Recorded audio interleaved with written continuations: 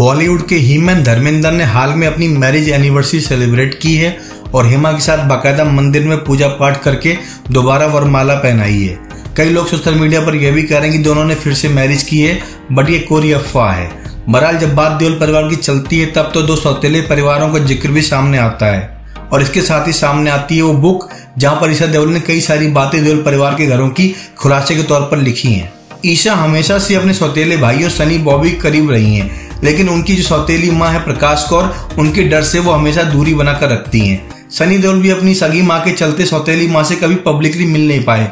हालांकि दोनों की मुलाकात की बातें मथुरा में एक्सीडेंट के तौर पर सामने आई थी, फिर भी कुछ मुलाकातों की चंद किस्से छोड़ दें तब दोनों की मुलाकातों किस्से बहुत ज्यादा पब्लिक में शेयर नहीं किए गए हैं। बहरहाल हेमा मालिनी की बायोग्राफी में ईशा देओल ने अपने चैप्टर में बहुत सारी बातें खुलकर बोली हैं। ईशा के अकॉर्डिंग धर्मेंद्र के घर में भले उनकी बहुत ज्यादा पहुंच ना हो, लेकिन धर्मेंद्र के छोटे भाई अजीत देओल के वो बहुत करीब थी। सिर्फ वो नहीं बल्कि उनकी बहन आहना भी बहुत करीब थी और उस परिवार से अजीत देओल बहुत ज्यादा उनसे मिलने आते थे।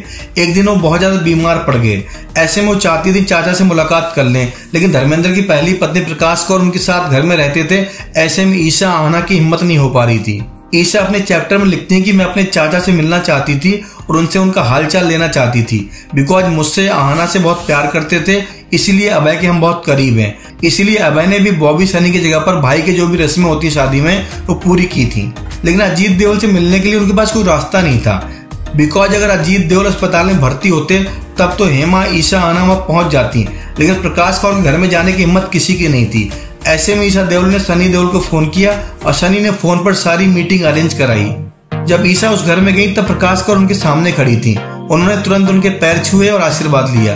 आशीर्वाद देने के बाद प्रकाश कौर वहां से चली गई।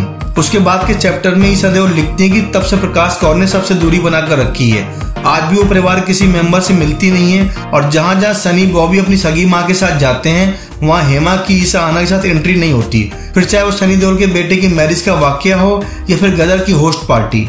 यहाँ तक कि हेमा की बर्थडे पार्टी में भी सनी बॉबी नहीं जाते बिकॉज ऑफ प्रकाश कौर। बहरहाल देओल परिवार के किस्से हमेशा की तरह बहुत मिस्टीरियस हैं और इतने दिनों के बाद भी सुलझने का नाम नहीं ले रहे हैं।